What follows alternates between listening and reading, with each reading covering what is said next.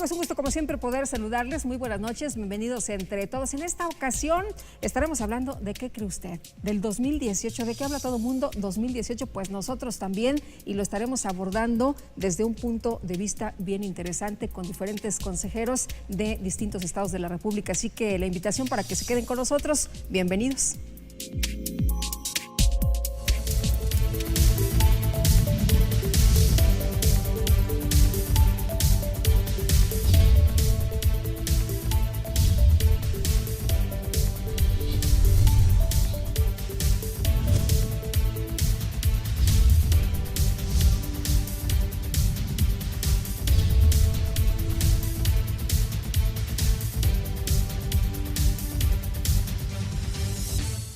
Bueno, les quiero presentar a quienes nos acompañan en esta ocasión y como siempre le agradezco a Pedro Zamudio, consejero presidente del Instituto Electoral en el Estado de México, que esté con nosotros en esta ocasión. ¿Qué tal? Bienvenido, muchas gracias. Buenas noches, auditorio.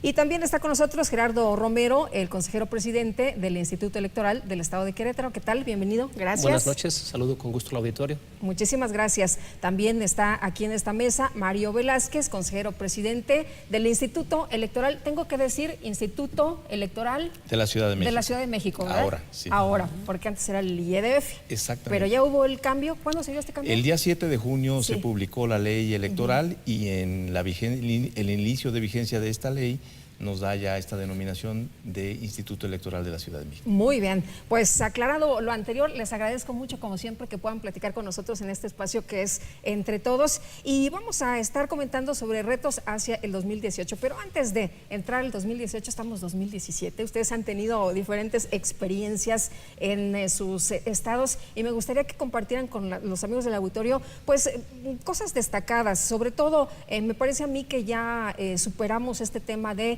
que los institutos pueden organizar las elecciones, porque ese era uno de los grandes temas, no podíamos organizar las elecciones, teníamos chanchullos por todos lados. Me parece a mí que ese ya no es el tema. ¿Cómo lo han vivido en sus respectivas experiencias? Y si alguien levanta la mano, alguien dice yo, pues empezamos con el que quiera. Bueno, pues en la Ciudad de México la elección constitucional de 2015 nos permitió inaugurar el nuevo Sistema Nacional de Elecciones, este sistema que ahora encabeza el órgano nacional y que desde luego tiene la corresponsabilidad de los órganos electorales locales en la organización de los procesos. 2015 fue una elección en la Ciudad de México donde se definió quiénes integrarían las jefaturas delegacionales y las diputadas y diputados de la Asamblea Legislativa.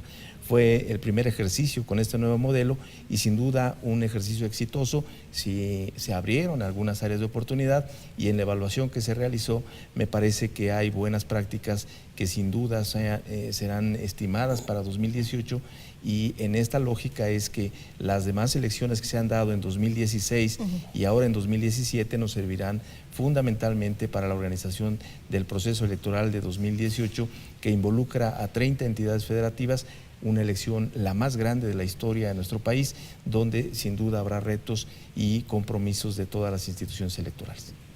Pedro. Bien, Lupita. Bueno, en 2015, como bien lo señalaba Mario, estrenamos el Sistema Nacional Electoral, lo hemos dicho aquí, por eso lo reitero, tenemos que ahora hacer con el INE, por ley, lo que antes hacíamos por lógica, coordinarnos, funcionar de manera más coordinada, me parece a mí que ejerciendo mejor los recursos institucionales también es una parte importante. Con el modelo anterior, en algún punto nos llegábamos a duplicar con el Instituto Nacional Electoral en algunas actividades, en otras hasta empalmar y dificultarnos mutuamente las actividades. Entonces, el nuevo modelo estaríamos prácticamente en breve, en este mismo año, cumpliendo un primer ciclo electoral. En México los ciclos electorales no es la norma, es lo normal, son más o menos de 3 años, entonces estaríamos terminando un primer ciclo de 3 años con muchas experiencias, la concurrente del 2015, en el caso particular del Estado de México, hasta la extraordinaria de Chautla del 2016, que no estaba programada, pero nos permitió ya empezar a medir y a verificar cómo era una elección no concurrente coordinada con el Instituto Nacional Electoral. Por supuesto, la que estamos prácticamente concluyendo, no ha terminado, pero estamos prácticamente concluyendo la del 2017 y, como bien dice Mario, identificando áreas de oportunidad y cosas que vamos a poder utilizar en el 2018 para hacer más eficientes los procedimientos. Gerardo. Sí, bueno, si me permiten también abonar a lo que están comentando mis compañeros, yo me atrevería a traducir esta etapa previa al 2018 con una simple palabra: experiencia. Y quiero decir que la experiencia que hemos tenido en estos 3 años ya de elecciones, 2015, 2016, 2017, no solamente se va acumulando por uno de los organismos públicos locales electorales. Hoy afortunadamente estamos muy coordinados entre los 32 y por supuesto con el Instituto Nacional Electoral. Justamente mi compañero Mario preside la Asociación de Instituciones Electorales y hemos tenido la oportunidad de ir compartiendo las experiencias en cada uno de estos procesos electorales, por supuesto para encontrar áreas de oportunidad, pero también para visualizar cuáles serán los puntos más importantes que además de los ordinarios serán puntos a ponerles atención para el proceso electoral 2018. Y también, si me permites concluir con la idea, tenemos mucha experiencia acumulada de los órganos jurisdiccionales, lo que en el 2014-2015 probablemente eran algunas cuestiones que la reforma arrojó y que no sabíamos cómo tenían que traducirse. Hoy tenemos claros muchos criterios, por ejemplo, en candidaturas independientes, en paridad de género y en otros temas que ya tenemos muy claros. Ustedes se constantemente reúnen, se intercambian algunas ideas o se echan un telefonazo y dicen, oye, yo tuve tal experiencia, ¿cómo la hiciste tú? ¿Cómo la resolviste? Cuéntame. ¿Sí ocurre eso? Bueno, en principio, desde luego, hay una interacción entre los propios consejeros presidentes, pero adicional a ello hay una asociación, la Asociación de Instituciones Electorales de las Entidades Federativas, que es la AIF, donde todos los institutos de alguna manera tenemos la participación en las diversas reuniones de trabajo. Muy recientemente tuvimos una reunión de trabajo en la que discutíamos sobre algunos de los aspectos que podemos enfrentar en 2018. Todas esas áreas de oportunidad que se han señalado y algunas otras situaciones de mejora que sin duda se podrán vislumbrar con miras a la organización de 2018, se han puesto en la mesa de diálogo, la mesa de discusión que tenemos quienes integramos esta asociación.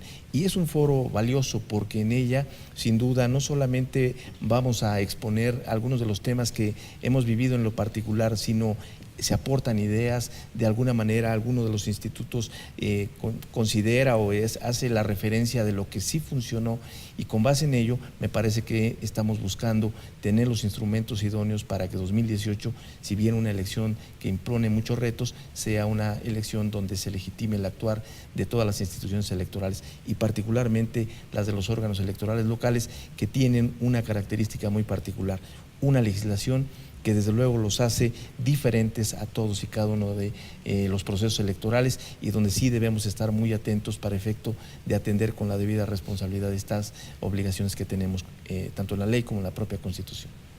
Esta interacción con los otros institutos nos permite, Lupita, no solo aprovechar experiencias, sino intercambiar información, materiales. En breve estaremos compartiendo, por ejemplo, aplicadores de líquido indeleble con el Instituto Electoral de la Ciudad de México, la experiencia que nosotros tenemos en las áreas de formación y desarrollo de las maestrías y las actividades académicas ha sido aprovechada y está siendo interesante para otros institutos.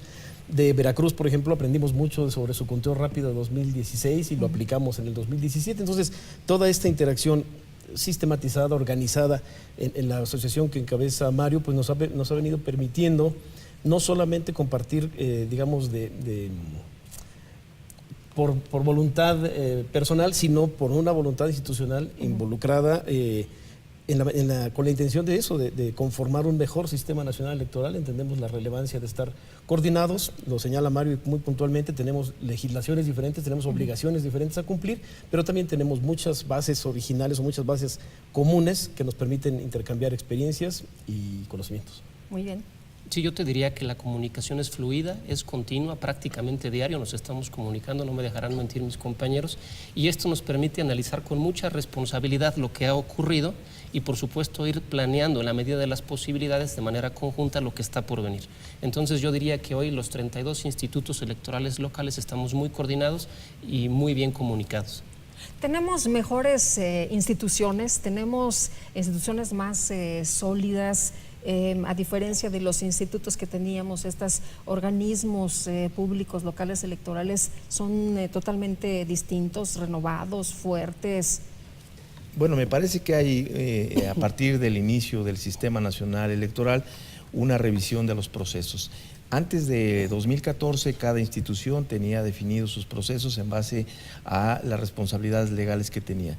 Hoy día se han estandarizado algunos procesos e incluso hay instituciones, lo digo en razón de que el Instituto de la Ciudad de México ha certificado sus propios procesos a través de normas ISO. Algunos lo han hecho no solamente el Instituto Electoral, hay algunas otras instituciones electorales que también lo han hecho. Y lo que hoy día se tiene, eso sí es fundamental, es una rectoría en materia de organización electoral que desde luego en manos del INE ha establecido una serie de procedimientos muy específicos, donde si bien es cierto, pareciera que los institutos locales hemos desaparecido de la escena, no es así, porque tenemos una corresponsabilidad con el órgano nacional en la organización de los procesos electorales. En las percepciones muchas veces se considera que los órganos electorales locales ya no tienen nada que hacer, pero lamentablemente sí tenemos y mucho que hacer, porque hay una serie de actividades que no solamente apoyan a la organización de los procesos electorales, sino algunas que son específicamente atribuibles al órgano electoral local, de tal suerte que la coordinación es un elemento fundamental, pero la corresponsabilidad entre institución local y órgano nacional es desde luego el elemento fundamental para esta nueva etapa del sistema electoral que hoy vivimos en nuestro país. Pedro. Más que nuevas instituciones o mejores instituciones, Lupita, yo lo que te referiría y querría compartir con tu audiencia es, tenemos un sistema nuevo, diferente. Tenemos, por supuesto, 32 legislaciones que en algunos casos incluso hicieron modificación en el nombre del instituto, ¿no? El Instituto Electoral Veracruzano antes de la reforma, ahora se llama OPLE Veracruz. El Instituto de Coahuila también cambió de conformación, el Instituto Electoral de Participación Ciudadana ahora es solo el Instituto Electoral de Coahuila, y así cada legislación fue definiendo al respecto de cómo enfrentar la reforma del 2014. En el caso del Estado de México, por ejemplo, tenemos 21 años de ser el Instituto Electoral del Estado de México. La institución permaneció con la estructura, con la digamos así, con la experiencia previa, pero hemos ido acumulando nuevas experiencias, y de tener 33 sistemas, los 32 estatales y un federal, ahora tenemos un solo sistema electoral nacional en donde estamos de manera coordinada, aprovechando experiencias incluso hasta en materia de adquisiciones, ¿no? Pareciera un asunto menor, un asunto que no tendría por qué impactar en el desarrollo de las elecciones, pero hemos podido constatar el estar cohesionados, el estar comunicados permanentemente nos permite incluso enfrentar nuestros procesos adquisitivos con mejores condiciones. No, pero además sí nos interesa porque es dinero de los ciudadanos, ¿no? Sí, entonces ahí sí estamos muy al pendiente, además, Gerardo.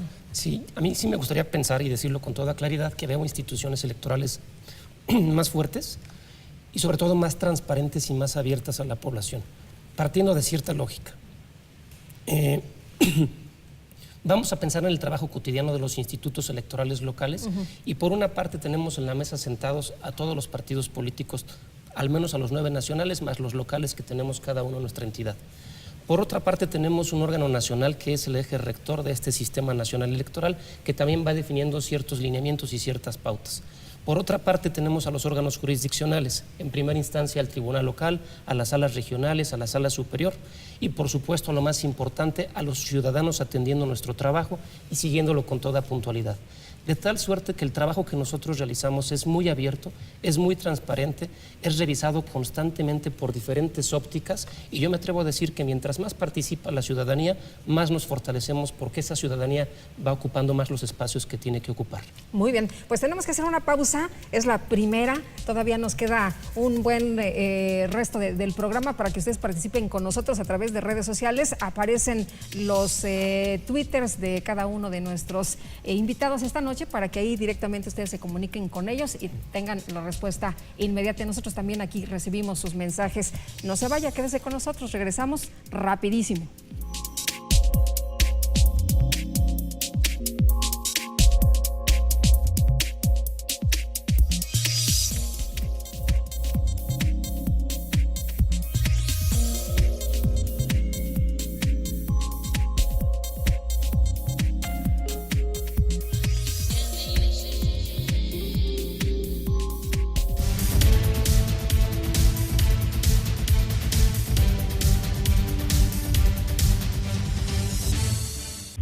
Estás viendo Entre Todos. Este martes. Y yo los espero a las 7:30 de la noche aquí en Express TV con Fútbol de Casa. Mirar cada detalle. te hace parte del equipo. Vive con Juan Dosal tu fútbol de casa. Análisis deportivo a profundidad. Grandes partidos y con buenas emociones. Fútbol de casa. Este martes, 7:30 de la noche. Por Mexiquense TV. Yo llegué aquí al hospital con sangrado. Ya estaba rota la fuente. Pensé que me iba a morir junto con mis hijos. Si ella no hubiera tenido este hospital, aquí en este municipio, hubieran fallecido los bebés. Gracias a la construcción y equipamiento del Hospital General de Escuinapa, miles de habitantes del norte de Nayarit y del sur de Sinaloa ya cuentan con mejores servicios de salud. Y gracias a los doctores de este hospital aquí estoy de pie y luchando por ellos todavía. Lo bueno cuenta y cuenta mucho. Secretaría de Salud, Gobierno de la República. ¿Qué es importante para ti? Que haya respeto por nuestra comunidad, por el lugar donde vivimos. La educación empieza por una. Porque mi país me importa, yo respeto a los demás. Me importa que las mujeres dejen de estar siempre en desventaja por ser mujeres. Dejar de sentir tanta angustia cada vez que mis hijos salen de la casa. Y soy mexicana. Exijo y trabajo por un país con mejores condiciones para todos. ¿Y a ti? ¿Por qué te importa México? Lunes a viernes. La sesión extraordinaria del Parlamento comienza con un gesto unánime. Úrsula Moreno está en el estudio parlamentario para ampliarnos esta información, para discutir en medio de grandes tensiones las reformas dictadas por Alemania para hacer frente a la crisis del euro. Que el gigante petrolero Texaco Chevron. Noticiero Internacional. Dolce Vele. Lunes a viernes, 5:30 de la tarde. Por Mexiquense TV.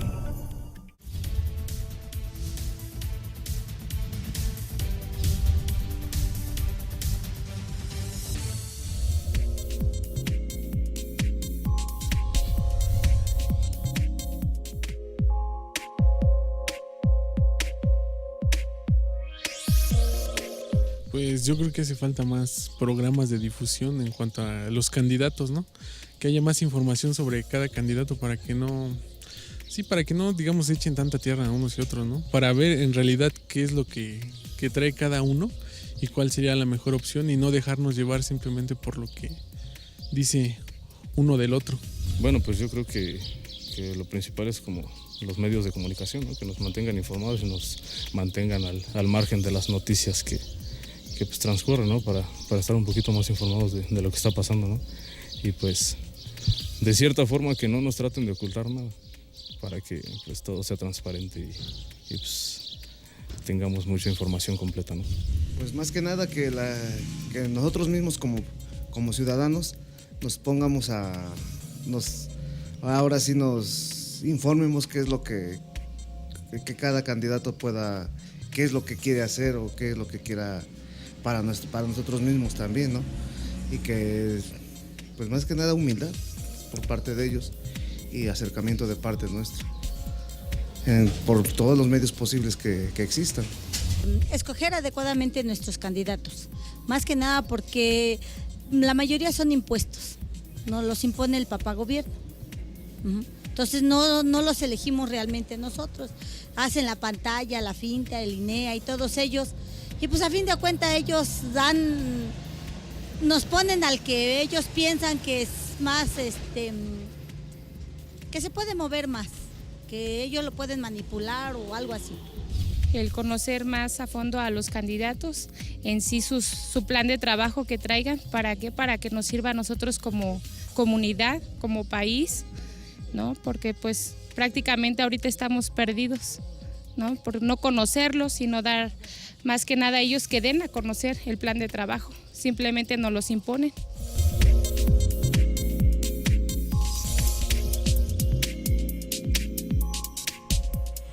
Bueno, pues ahí la voz de usted que siempre es importante y que siempre enriquece este espacio. Yo quisiera hacer dos anotaciones sobre esto que escuchamos, a reserva de lo que ustedes también quisieran comentar de las participaciones ciudadanas. Lo primero, la gente escoge a sus representantes en este sistema que tenemos en nuestro país, ¿no? Y mucho de lo que vemos siempre es todavía pues esta duda de quién escoge a los ciudadanos, porque la gente dice es que nos imponen a quienes nos van a gobernar. Tenemos un sistema que está definido porque gana el que tenga más votos, Lupita. Entonces, eventualmente, pensar que nos impusieron a quien no queríamos porque no votamos por él es limitar un poco la visión de lo que implica la democracia. Yo sostengo que es la participación ciudadana la que nos va a hacer a todos mejorar, y con todos me refiero a las propias instituciones, a los partidos políticos, a los candidatos. Tenemos un avance en el desarrollo político electoral del país que es muy reciente.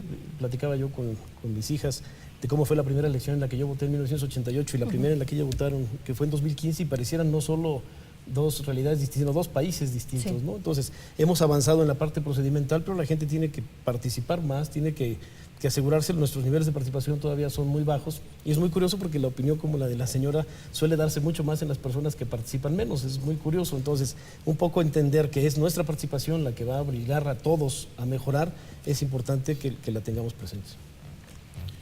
Una de las grandes preocupaciones de los órganos electorales es la organización de elecciones con integridad.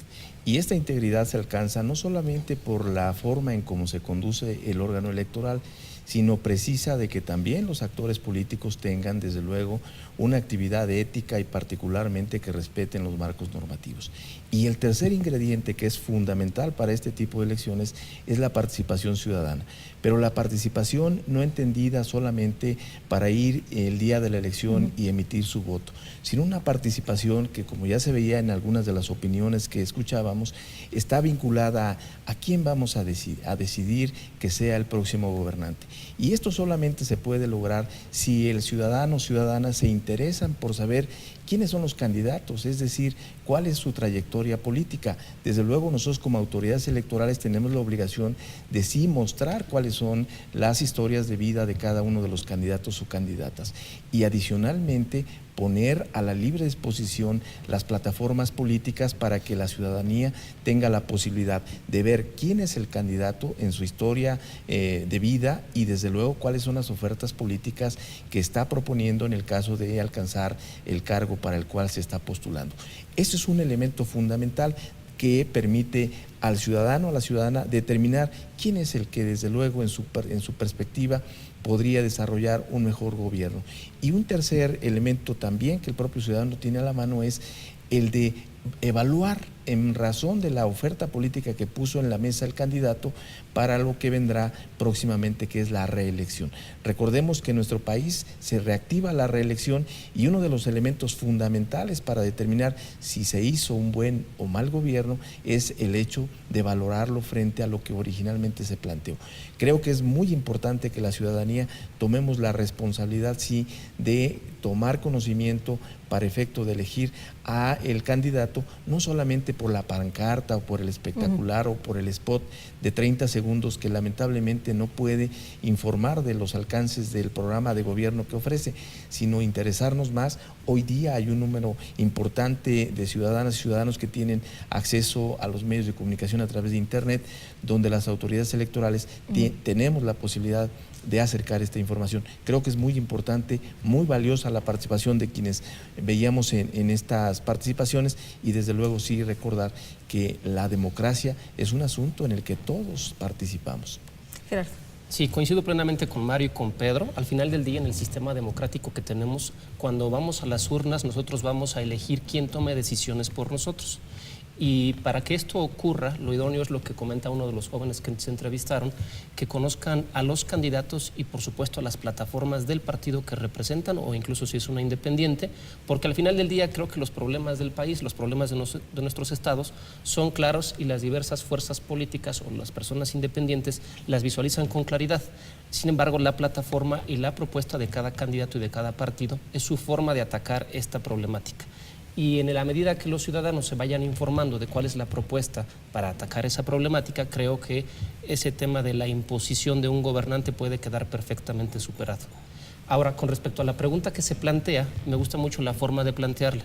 ¿Cómo es que la ciudadanía puede estar mejor informada, no más informada? Porque seguramente coincidirán conmigo que en la actualidad tenemos una gran cantidad de información en las redes sociales, en el Facebook, en el Twitter, en el Instagram, en los medios electrónicos tradicionales, en la prensa. En todas partes hay una gran cantidad de información, y sin embargo, mucha de esa información carece de autor, carece de certeza, carece de objetividad y por supuesto que no abona en la construcción de un sistema democrático como el que pretendemos construir. Y ahí viene uno de los retos más importantes para las instituciones electorales de cara al 2018.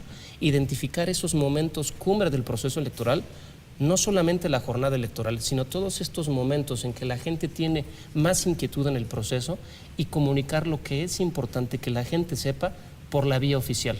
Porque todos esos episodios previos a la jornada electoral van construyendo y reforzando la credibilidad del día de la jornada y por supuesto también de las fases posteriores. Ahora, ya que estamos hablando de este tema, de estos retos, ya has planteado de algunos. ¿Cuáles serían los principales retos que tenemos? ¿Los tenemos como sociedad? ¿Los tenemos como instituciones electorales? ¿Los tenemos como Instituto Nacional Electoral? ¿Se conjuntan todos o cómo la ven ustedes? Bueno, me parece que sí hay un gran reto en términos de lo que hemos platicado. 30 elecciones de manera conjunta significan, en términos de logística, un gran reto institucional.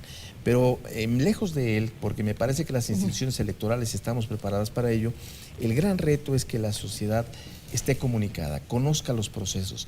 Me parece fundamental que las y los ciudadanos, así como en las reglas del fútbol, que se conoce cualquier tipo de actividad y que le permite al ciudadano juzgar con oportunidad si el árbitro equivocó la decisión o si estuvo apegada a la norma misma, me parece que ese es el gran reto institucional.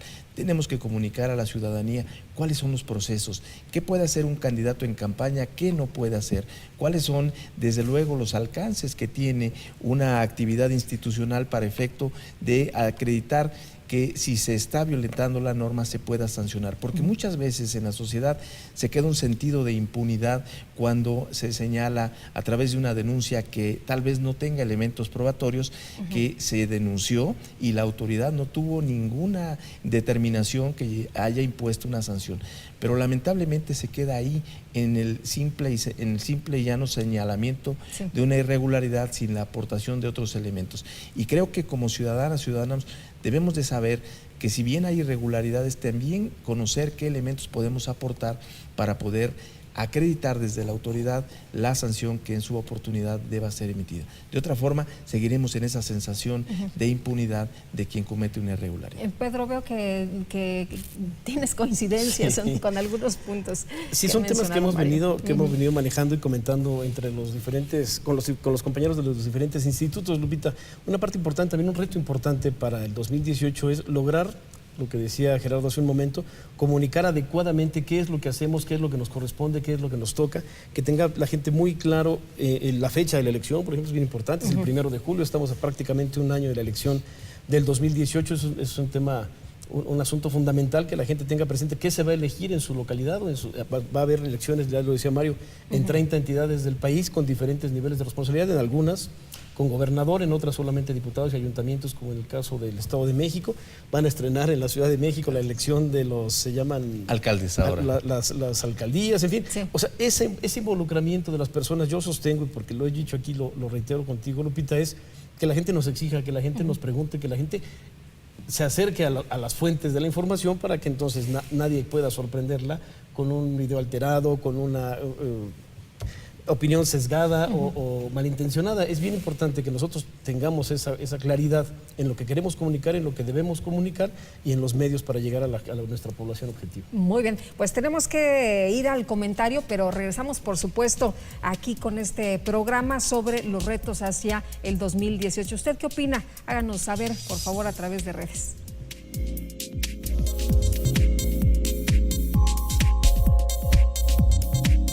Hoy en día el populismo es un concepto que se ha convertido en una acusación hacia los partidos de oposición o partidos que no queremos, no apoyamos, y también en un temor muy presente en la sociedad, no solamente latinoamericana, mexicana, sino también en el mundo.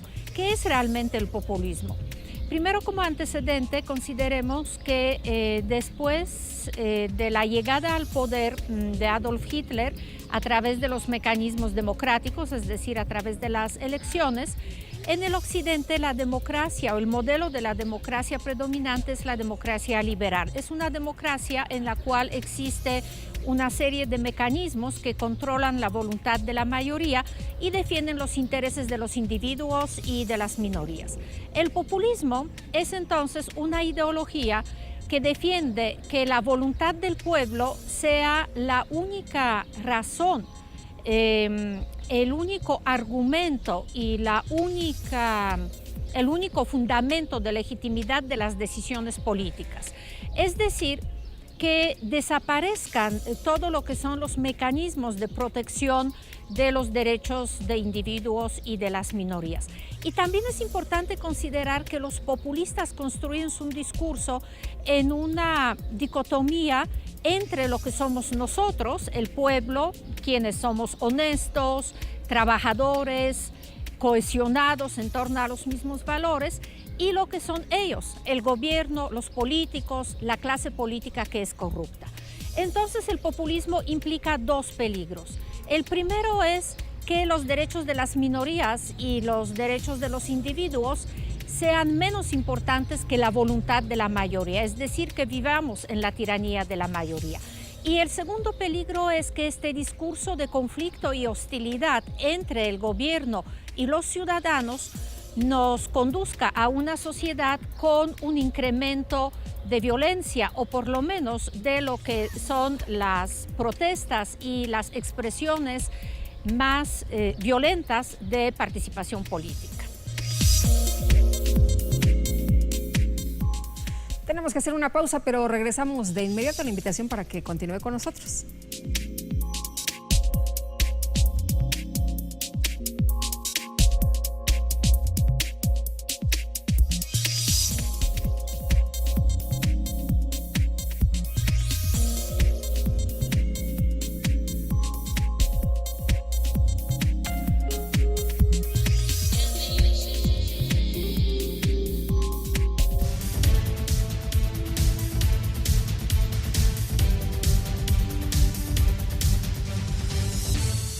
Estás viendo Entre Todos. Este martes. Y yo los espero a las 7:30 de la noche aquí en Mexiquense TV con Fútbol de Casa. Mirar cada detalle te hace parte del equipo. Vive con Juan Dosal tu fútbol de casa. Análisis deportivo a profundidad. Grandes partidos y con buenas emociones. Fútbol de casa.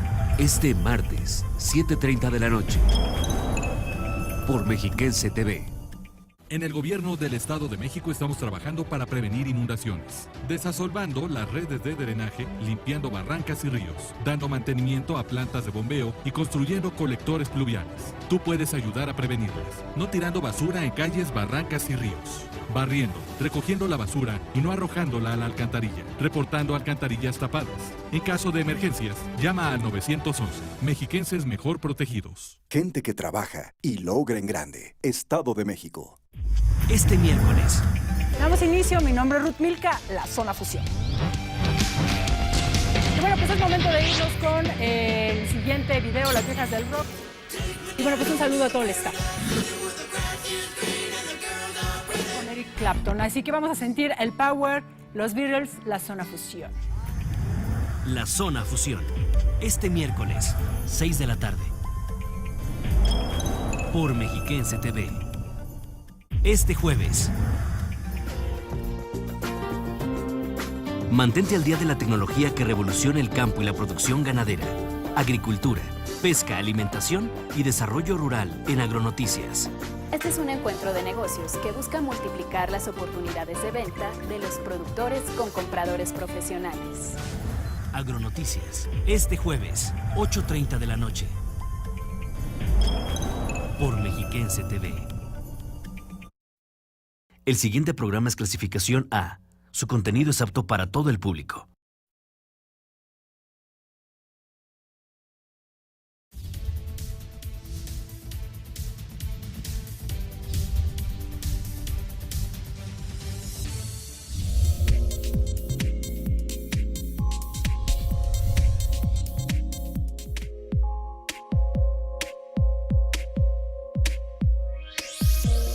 Mayores campañas de difusión, sobre todo para que la ciudadanía de alguna forma se sienta incentivada a salir a votar. Los últimos registros de elecciones se ha visto que es muy bajo el porcentaje de participación. Entonces yo creo que debería de haber mayor difusión. Yo creo que lo que nos está ayudando ahorita son las redes. De hecho, ese es un medio que yo utilizo mucho para estar mejor informado y sobre todo como que la información me llega más, así como que la siento más confiable que todavía la de los noticieros de la televisión abierta.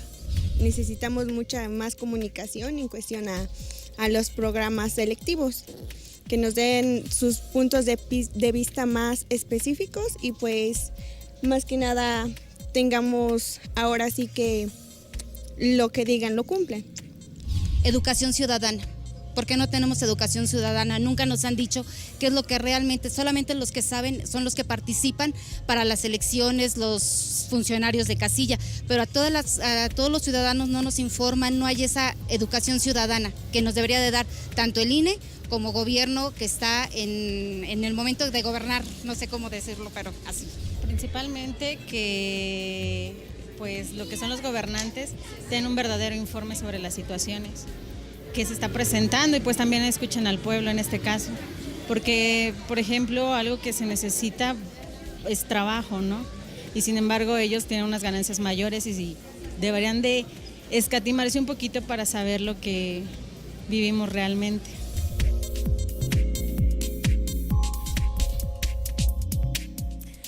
Bueno, pues ahí de nueva cuenta su voz. Muchas gracias a usted que participa con nosotros, porque esto es Entre Todos. Y Gerardo, uno de los temas o uno de los retos que pareciera tenemos es la participación. ¿Tú así lo consideras? Sí, desde luego que sí. Y bueno, hay que ampliar un poquito el concepto que se suele tener en la calle con lo que se refiere participación. Solemos pensar que el día de la jornada electoral es el único momento en el cual los ciudadanos y las ciudadanas pueden participar en un proceso electoral. Pero la realidad es que hay muchos otros espacios que nosotros incluso abrimos a la ciudadanía, la integración de nuestros consejos distritales y municipales o los órganos desconcentrados de mis compañeros, las candidaturas independientes definitivamente son otra manera, pero hay muchos espacios que están abiertos, las observaciones electorales y todo eso, por supuesto, nosotros somos los principales interesados en que la gente participe en ellos. Efectivamente, el día de la jornada electoral siempre se ve marcado por un porcentaje de participación, cuánta gente fue a emitir su sufragio, pero también hay que decirlo con toda claridad, que la gente se sienta incentivada para salir a votar es un trabajo en el cual nosotros no somos los únicos actores. Los partidos políticos y su oferta, los factores climatológicos en cierto momento, las noticias de todos los días previos, el ánimo de la persona el día de la jornada electoral, son muchos factores que inciden al final del día en la participación. Lo que nosotros podemos decir como órganos electorales locales es que todo lo que está en nuestras manos para que la gente pueda participar es una de las garantías que nosotros tenemos que proveer. Es decir, que todos los ciudadanos en el más ínfimo rincón de nuestra entidad tengan la posibilidad de ir y elegir a sus representantes. En otros lados hay obligación de ir, ¿no? Aquí nosotros estamos en nuestra libertad de acudir o no. Ahí hay una dicotomía en la ley. Votar es un derecho y una obligación. Formalmente incluso hay un castigo, una sanción por no votar, que es perder los derechos políticos por un año, pero nunca nadie que yo sepa ha sido sancionado, porque malas elecciones son cada 3 años, no cada año. Yo creo que es un asunto más de responsabilidad. Un amigo mío chileno dijo una frase que a mí me hizo mucho sentido, porque en Chile el voto era obligatorio y lo quitaron, le quitaron la obligatoriedad al voto, y él decía, es que ser ciudadano no puede ser una opción, debería ser una obligación, en la medida en que todos entendamos la parte que nos toca, que no es solo la participación en la jornada o en el proceso electoral, sino como ciudadano activo, un ciudadano exigente, un ciudadano que con elementos, no nada más con gritos y sombreros, sino con elementos, con argumentos, le exija a la autoridad, es un ciudadano que está construyendo su comunidad de manera democrática, ¿no? Entonces, la participación ciudadana va mucho más allá del voto, como bien lo señala Gerardo, e incluso yo diría más allá del proceso electoral. Los procedimientos de participación ciudadana, las leyes de participación ciudadana que algunas entidades tienen, no es el caso del Estado de México todavía, esos son pendientes que tenemos según yo, pero la participación ciudadana no se agota en la jornada electoral, pero sí tiene ahí su punto culmen, digamos, ¿no? Es ahí donde vamos a definir a quién tome decisiones por nosotros, a quién organice nuestra vida cotidiana, y es la exigencia de nosotros, de los ciudadanos, de las y los ciudadanos, en ese actuar cotidiano, el que va a mejorar necesariamente nuestras instituciones. Mario. Bueno, la participación ciudadana en uno de los rubros importantes también, debo decirlo, es la que lleva a cabo, la que ejecuta la elección, porque recordemos que las autoridades electorales son quienes la organizan, pero organizarla significa dar capacitación a la ciudadanía, que se convertirá el día de la jornada en la máxima autoridad electoral. Y en un ejemplo muy simple, en la Ciudad de México el Instituto Electoral tiene cerca de 700 personas que se dedican dentro de la institución al proceso de organizar elecciones, pero son más de 130,000 las ciudadanas y ciudadanos que materializan las elecciones el día de la jornada. Esto significa que la participación ciudadana, con independencia de que quienes acuden a votar, hay una participación fundamental. Quien ejerce el derecho de recibir los votos, de contarlos en la urna, no son funcionarios electorales, son nuestros vecinos, son ciudadanas y ciudadanos que recibieron sí una capacitación del órgano electoral, pero que en esencia su actividad no es preponderantemente la de organizar procesos electorales. Y eso es una cuestión que habrá que reconocer y siempre destacar en los procesos electorales, porque muchas veces se nos olvida y pareciera que el órgano electoral es quien asume la totalidad de la responsabilidad. Sí, en cuanto a la capacitación de quienes estarán el día de la jornada, sí en cuanto a la capacitación de los ciudadanos que conforman también los órganos colegiados llamados consejos, que son los que tienen la responsabilidad de recibir de sus vecinos que estuvieron en las casillas los paquetes electorales con las actas, y esas actas convertirlas en los triunfos de cada una y cada uno de los candidatos. La elección el día de la jornada, reitero, está en manos ciudadanas. La autoridad electoral, si bien está ahí para generar apoyo, realmente tiene una participación menor respecto a lo que es la participación ciudadana. Y creo que es de destacarse y es de señalarse que en el ejercicio pasado, 2017, en las elecciones de las 4 entidades, hubo un mínimo de ausencias de las ciudadanas y ciudadanos que fueron designadas para integrar las mesas directivas de casilla. Y eso da cuenta del alto valor cívico que se tiene en la sociedad mexicana para efecto de atender una responsabilidad, la de recibir el día de la elección los votos de sus vecinos, de sus vecinas.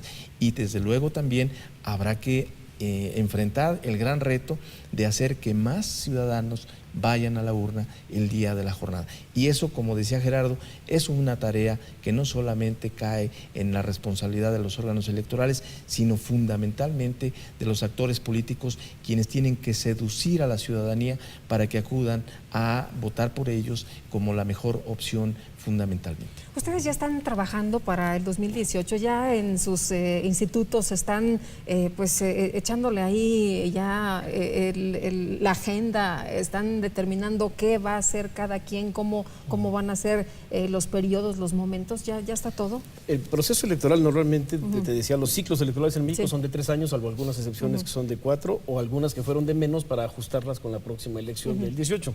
Pero normalmente este ciclo de 3 años es 1 año para desarrollar o preparar la elección, 1 año para evaluarla y 1 año para preparar la siguiente. En el caso del Estado de México en concreto, pues no vamos a tener ese año, estamos prácticamente terminando la 2016-2017. Se engancharon, ¿no? Y ya estamos trabajando, sí, nuestro ciclo electoral, así lo visualizamos, empezó en mayo del año pasado y termina en diciembre del año que entra. Pero ya estamos realizando actividades, lo explicaba hace un rato Gerardo, lo mencionó, para integrar a nuestros consejos de distritales y municipales. Ahorita están integrados 45 consejos distritales y las respectivas juntas. En breve tendremos que hacer una convocatoria para invitar a la gente a sumarse a este esfuerzo y desplegarlos en todo el territorio para tener en cada uno de los 125 municipios una junta y un consejo operando y funcionando para la elección del 2018. Y junto con esto son una serie de actividades previas. Estamos preparando el material, estamos revisando en las actas qué cosas se pueden mejorar o qué cosas se pueden facilitar para los propios funcionarios. Recordemos, la elección del 18 va a implicar un reto logístico importante, porque en estas 30 entidades que tenemos elección concurrente se van a dar las 3 elecciones federales, presidentes, senadores y diputados federales, y por lo menos una 2 y en algunos casos hasta 3 elecciones locales. Entonces va a ser... ¿No nos vamos a hacer bolas?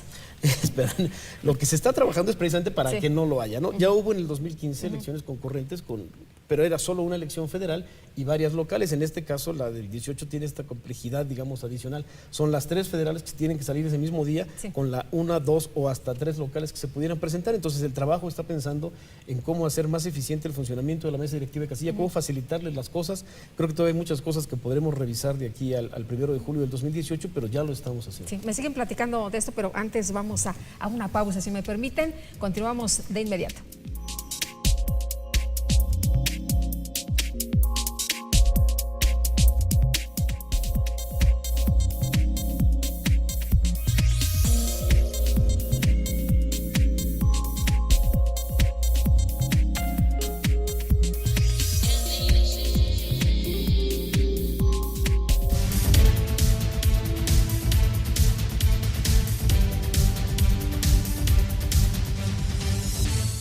Estás viendo Entre Todos. Este martes. ¿Qué tal? Bienvenidos, los saluda Ricardo Alemán. Estar informado no basta. Opinemos sobre lo que nos afecta. Lo que el discurso de la alternancia será una de las banderas de campaña de la oposición. La Báscula, un programa donde los hechos sociales no pasan desapercibidos. La Báscula, este martes, 10 de la noche. Por Mexiquense TV. El Ayuntamiento de Toluca te invita a disfrutar un clásico del compositor Giuseppe Verdi. La Orquesta Filarmónica de Toluca revive el antiguo Egipto con una historia de amor, traición y guerra en la famosa ópera Aida, bajo la dirección del maestro Gerardo Urbani Fernández. Funciones del 6 al 8 de octubre a las 19 horas, Teatro Morelos. Compra tus boletos en línea en www.culturarte.org y en las oficinas de la Filarmónica de Toluca. Este miércoles. La mejor información en digital, lo que sucede en distintas plataformas, con distintas aplicaciones, lo que obviamente ustedes conversan, ya sea en tema tendencia en redes sociales y mucho más. GT@retweet. Pasa la voz sobre los tips más útiles para mantenerte a la vanguardia del mundo de la tecnología. GT@retweet. Este miércoles, 10 de la noche. Por Mexiquense TV. Este jueves. Queremos que sean parte y conozcan la cultura que fomenta nuestra universidad.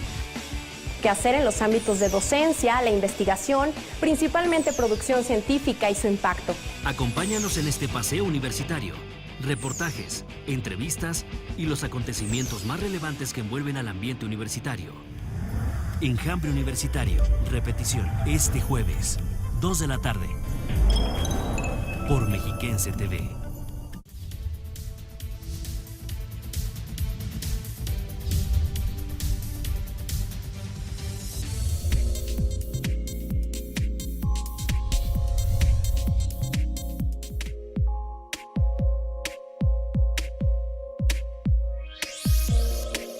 Creo que dejar un poquito los medios como la televisión y leer un poco más.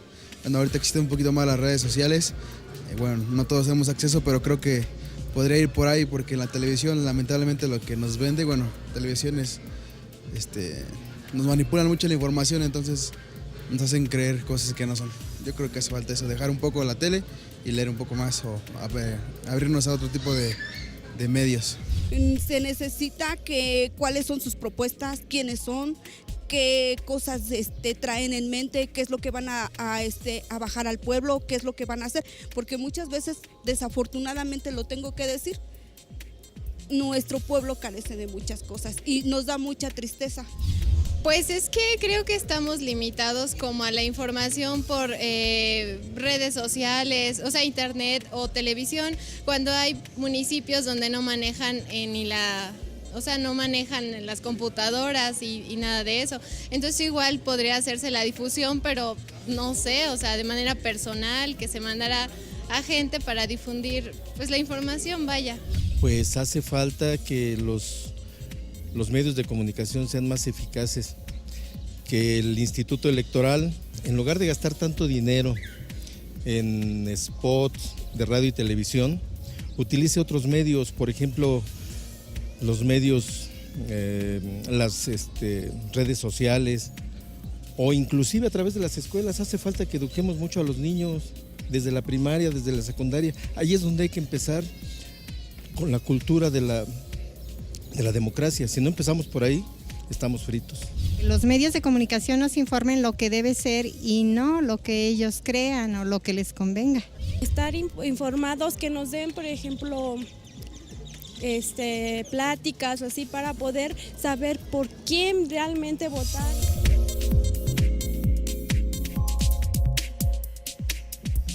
Bueno, pues interesantes las posiciones de quienes participan con nosotros a través de sus comentarios, pero nos quedamos con el pendiente de qué están haciendo, qué están trabajando, y me gustaría añadir otra cosa. Capacidad para operar las elecciones. Por ahí había una encuesta en si hay capacidad o no hay capacidad, la gente duda, y por otra parte la independencia de los institutos del gobierno. Gerardo. Sí, con gusto. En el caso de Querétaro, desde luego que inmediatamente culminado el proceso electoral 2014-2015, empezamos a organizar el proceso 2017-2018. No puede ser de otra forma porque al haber estrenado, si me permiten la expresión, esta reforma político-electoral, quienes tuvimos jornada electoral 2015, evidentemente empezamos a observar las elecciones que siguen y a atender, por supuesto, todas las sentencias y todos los juicios que hubo en el país en diferentes materias para proponer, en nuestro caso, una reforma a la ley local, como bien lo hicimos en el caso del Estado de Querétaro. El Instituto tiene la facultad de iniciativa, la ejercimos, y hace apenas unos pocos días fue aprobada una ley electoral local muy parecida a la iniciativa que propuso el Instituto Electoral en muchos de los términos que tiene. Esto en abono también del marco normativo más actualizado, como el Reglamento Nacional de Elecciones, nos permite ir construyendo la próxima elección. Yo les diría un caso muy concreto que refería aquí fuera del aire, el tema del calendario electoral. Sí. Todas estas fechas y todos estos plazos que marcarán el proceso electoral los tenemos que autorizar en cada uno de los casos el día que inicie el proceso electoral. Esto es en septiembre. Y para que se pueda construir ese calendario, evidentemente hay una gran cantidad de tareas detrás que tenemos que analizar puntualmente con lupa, si me permiten decirlo. Muy bien, Mario. Bueno, pues en cuanto a la independencia de los órganos electorales, me parece que es un tema fundamental. La mayoría de los órganos electorales tienen servicio profesional electoral. En el caso del Instituto Electoral de la Ciudad de México, es un servicio profesional que tiene 18 años en haber sido integrado, y que desde luego, en razón de ello, los resultados de su trabajo están a la vista de toda la ciudadanía. Creo que quienes ejercemos función pública tenemos en los resultados que ofrecemos a la ciudadanía el elemento que se debe valorar por parte de todos quienes están. Transparencia no significa que llenemos nuestra página de internet de documentos o de elementos informativos. Me parece que transparencia es mostrar cuál es la actividad que se desarrolla en las instituciones, y desde luego que todos los procedimientos que se realicen sean objeto o desde luego sujetos de revisión de la ciudadanía. Y creo que ese es el elemento fundamental. Cada una de las actividades institucionales debe conocerla la ciudadanía específicamente, porque me parece que los órganos electorales son completamente distintos a los órganos que teníamos hace 30 años. Pedro refería ya en la anécdota de cómo votó él, cómo votó su hija en la primera ocasión. Creo que la ciudadanía tiene claridad absoluta sobre lo que antaño se señalaba respecto a la organización de los procesos y lo que hoy son las instituciones electorales. Y ahí es donde se debe de tener la legitimidad de cada uno de los órganos. Sí. Donde se han cometido errores, porque debemos decirlo, sí ha habido errores de algunos órganos electorales, hay sanciones, incluso ha habido remociones de consejeros. Me parece importante que la ciudadanía sí valore en términos generales la tarea institucional de cada órgano en particular. Pedro. Y para señalar o abonar a la confianza, Lupita, en los últimos 3 años ha habido elecciones en el país. Ahora sí, ya en todas las entidades se han instalado todas las casillas, todos los paquetes, o la gran mayoría de los paquetes han regresado a sus bodegas. Entonces, que la gente esté tranquila y confiada. El Sistema Nacional Electoral tiene capacidad para operar las elecciones, aún con la complejidad logística que tendrán las del 2018, pero somos institutos que a eso nos dedicamos, grupos de hombres y mujeres comprometidos con lo que estamos haciendo, y además somos de los más exigidos, sabemos que todo el tiempo tiempo nos están revisando, estamos acostumbrados a la supervisión directa, yo lo he dicho acá también y por eso lo reitero, somos un poco como las ollas express, mientras más presión mejor trabajamos. Y yo les quisiera pedir, yo sé que en una sola palabra no se puede hacer, a lo mejor en 3 sí se puede hacer, que nos dijeran, que le dijeran a nuestros amigos del auditorio cuál sería el reto más importante para el 2018. Empezamos contigo, Mario. Bueno, en principio la ciudadanía se interese por la cuestión pública, desde luego conociendo el trabajo de los órganos electorales, definiendo su voto a partir de revisar la propuesta política de los partidos políticos y fundamentalmente valorando su voto. Recuerden que el valor de su voto es determinante para qué autoridad tenemos en el próximo ejercicio de gobierno. Pedro. 3 palabras, yo creo que es fundamental que la ciudadanía nos exija, confíe en nosotros y nos dé seguimiento. Muy bien. ¿Y Gerardo? Pues prácticamente coincidiría y retomaría el reto más importante de la comunicación, por supuesto, identificar los momentos más complejos del próximo proceso electoral y comunicarlos correctamente a la ciudadanía. Muy bien, bueno, pues ahí están ya estas definiciones, seguimos analizando 2018, me parece a mí que es un tema que todavía da mucho de qué hablar, apenas estamos empezando, ¿no? Apenas estamos empezando, el 2017 todavía no termina, pero 2018 sin duda le preocupa mucho a la gente y muchas gracias a ustedes por venir a platicar con nosotros de qué sí están haciendo, qué sí están trabajando, aunque a veces la gente piensa que no trabajan en los institutos electorales, ¿no? Es parte del conocimiento, nosotros tenemos se añadió a los principios rectores de la función electoral en México el de máxima publicidad y es, como decía Mario, no solamente atiborrar o llenar nuestras páginas de información, sino que esta información sea socialmente útil para involucrar a todos en lo que estamos Muy bien, pues muchas gracias a todos por habernos acompañado aquí entre todos. Gracias. Muchas gracias. Y muchas gracias también a usted por habernos acompañado entre todos. Que tengan muy buena semana, que la pasen muy bien. Aquí nos vemos la próxima.